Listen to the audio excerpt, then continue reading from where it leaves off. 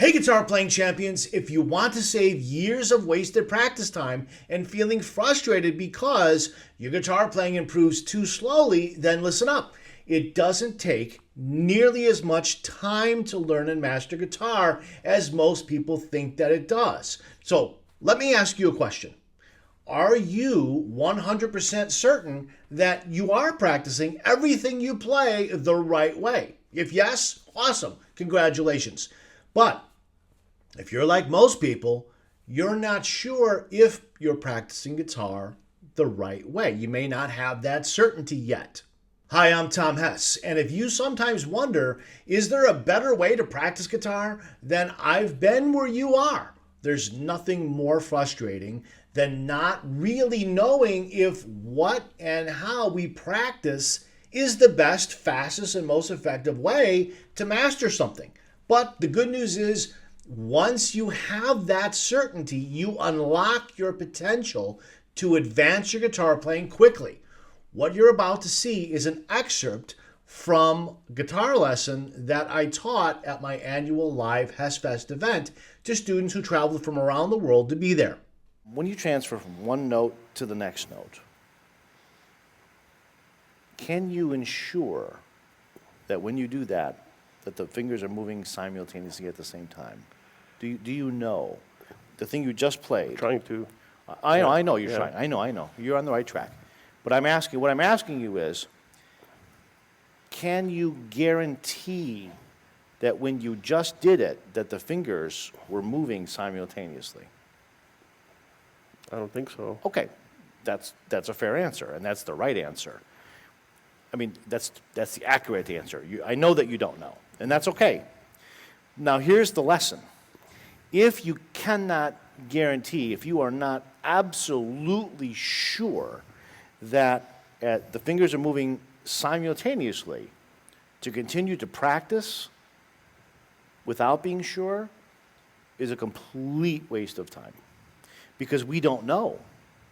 Are we doing it right? Are we not doing it? We don't know. So if we're not doing it right, but we're not sure what's happening, we're just going to get better at doing it wrong. So we must know whether we're doing it right or not. If as long as it's right, you just keep going, keep practicing, and you'll get better and better and better, and it will get easier for you. But if we don't know, you're relying on pure luck. Hopefully we got it right, but we're not sure. And if you guess correctly, you got lucky. If we guess incorrectly, you'll stay frustrated. And I don't want you to be frustrated. I want you to have fun. Okay? So the fastest way we're going to have fun is to have certainty that as fingers go here, that we know that they are absolutely transferring simultaneously. And the only way we're going to know that is if we go slow enough and watch it. Now, I'll tell you, right now, in this very moment, you've got a very important choice to make. And the choice is this. If you practice it the way I just suggested, it will, for a temporary period of time, it will be boring. It may even drive you nuts. And then, if and when that happens, you can then choose, I'm going to go do something else, or I'm just going to go faster, or it's getting boring, let's just speed up, or then we'll stay stuck. And this happens to people all the time. That they make that choice, and they stay stuck, and they don't get much better. The other choice is, you know what? This kind of sucks. It's kind of boring. But let's get through it so that we never have to do this ever again. And then, as you continue playing and practicing, you won't have to do this ever again because you have certainty that it's right. And now your progress continues to advance faster and faster and faster. Things get easier. Everything starts coming together. Okay? Now, you're a grown man. You're an adult. You're a smart guy. Okay, I'm not trying to treat you like a kid or patronize you or anything. But I'm laying it out because it truly is, at least in terms of our guitar playing life, it is literally life-changing, the choice, within the context of guitar playing. And many people don't make the right choice, and then they're frustrated, and 10 years later, they're still frustrated. I don't want that for you. Yeah. Well, the way I look at it is, all the time I've spent doing it wrong, now I'm going to spend the same amount of time doing what you just showed me. Because if I spent that much time doing it, Oh, but wrong way, No, or- no, oh, you're but on the what right I'm saying track, kind of. is- But actually, that's not even true. Even if it's boring. Because all the time you spent doing it wrong, if we added up all the hours and you spent those hours doing it right, it's not necessary. You don't Yeah. need. When you do it the right way, it doesn't require all that practice time because it starts coming together quickly. That's the beautiful thing. You don't have to, match the same number of hours and doing it a different way, because doing it right, it makes it more efficient. You won't need to put anywhere near that amount of time as you did before. That's the point. We're trying to save yeah, time. yeah. Yeah. I'm not trying to get you to, duplicate the amount of time you put in.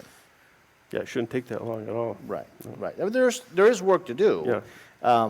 for sure, but it's not going to take nearly as long once you start doing it. That's true with anything in life, right? You do something the right way, and all of a sudden, it doesn't take the same amount of effort. It doesn't cost as much. It doesn't take as long. It's not as aggravating, stressful, and all that sort of stuff.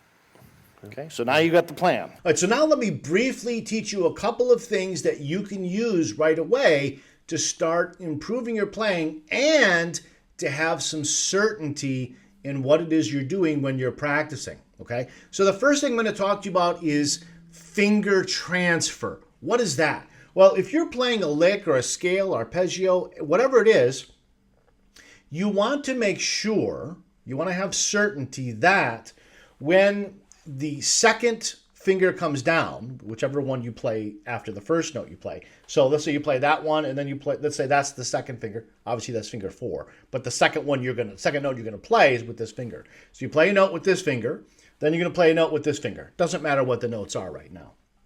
Okay? The point is this: when you're practicing, you want to be certain that when this finger comes down to play its note, that this finger comes off at exactly the same time.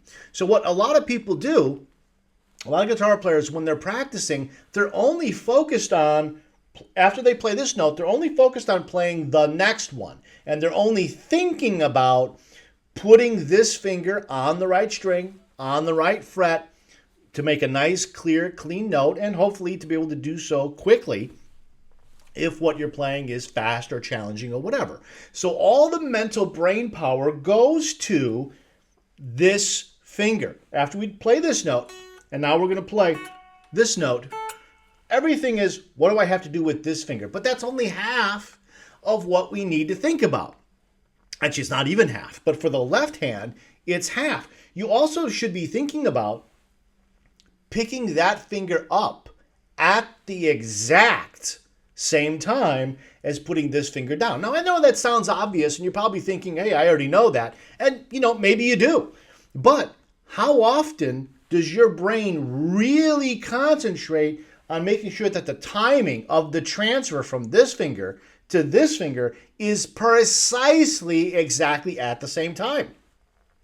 For most people, most students that I've taught, and I've taught thousands of students around the world over the last 30 plus years, most students don't focus on that on their own. And then when I'm teaching them, that's one of the very first things that I look for, because it's one of the big opportunities that I can find to help someone advance their playing a lot faster. Why would that matter? Well, it matters because when the student is putting this finger down, if this finger comes off a little too early, the result is going to be a sloppy sound. It's not going to sound clean. But most often what happens is that this finger comes off after this finger goes down, because everyone knows that if you take this finger off, you're going to get a sloppy sound. Maybe you'll have a dead thud, or maybe the open string will ring out or whatever a little bit. So most people are a little bit lazy with that finger. After they played it and they go to this finger, they leave this finger on just a split second longer than necessary. Okay, so far everything is okay. There's not a problem yet, but the problem occurs when we need to use that finger again, and particularly if this finger has to play a note on a different string. See, if this finger doesn't come off exactly at the same time that one goes on, That means it's staying here longer, and now it has less time to move to the next note it needs to play or the next string or whatever. When we shorten the time, it makes it harder for us to build speed. It makes it less likely that we're going to get to the right note in time when we're playing at a high speed. And it makes it more likely that a mistake or an error or some sloppy playing will occur.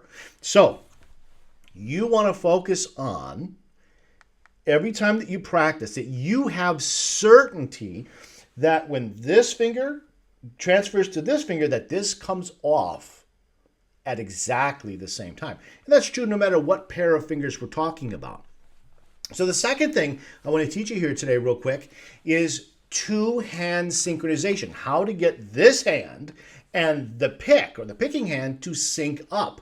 Okay, well, for what most people do is they try to listen and hear if the hands are in sync. When they're playing something, they're trying to listen and they ask themselves, did that sound good? Did it sound clear? Was it clean? Was there any other excessive string noise or anything like that? And they're trying to master the synchronization by ear. Well, there's nothing wrong with using your ear. I highly recommend using it. The problem is your ear won't be fast enough, for most of you, won't be fast enough to process all that information and then make adjustments in real time when you are able to play guitar fast. When you're playing guitar slow or at a medium speed, you can probably hear everything and process it all and make small little adjustments as you're playing to make sure that the playing stays clean. But as you improve and as you get faster and faster and faster with your technique, your ear will struggle to keep up.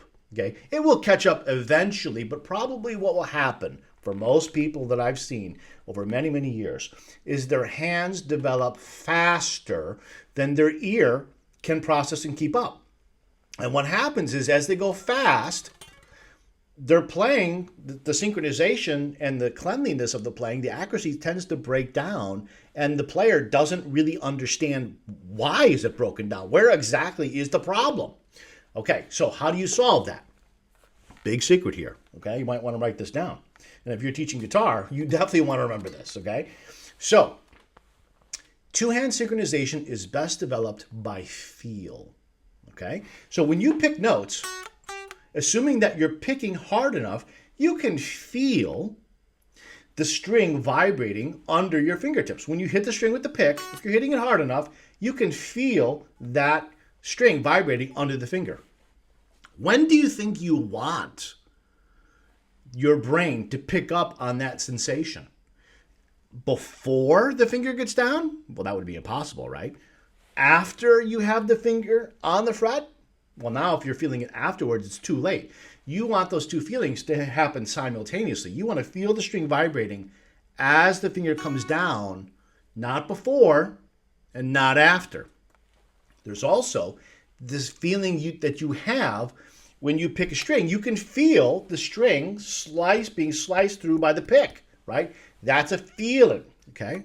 So you want to memorize what that feels like and then synchronize in your mind that feeling of all three of those things happening together. The finger coming down, the string vibrating against it, and the pick slicing through. So here's the thing. If you are playing as fast as you can, whatever speed that is for you, and if your ear struggles to keep up, if you learn what it feels like when it's correct, when the hands are in sync, and you learn that by starting slower and memorizing how it feels, then when you speed up, you know if you're in sync or you're not because you can feel it. Even if your brain can't fully hear it, you can feel it, okay? And your brain can process information through what it feels in your fingertips faster than it can process oral information through your ear. So, before you get back into your guitar playing and practicing, the first thing to do, your primary goal, is to get absolutely certain that what you are practicing and how you are practicing is the very best way to learn and master your guitar playing.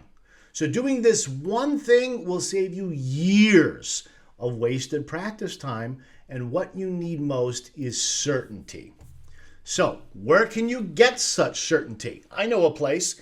If you like my videos on YouTube, you will love my personalized breakthrough guitar lessons. I'm going to show you exactly how to get that certainty, how to transform your guitar playing from being just okay to being really awesome, even if you feel like you're stuck right now. I'll help you get unstuck. That's what I do all day, every day.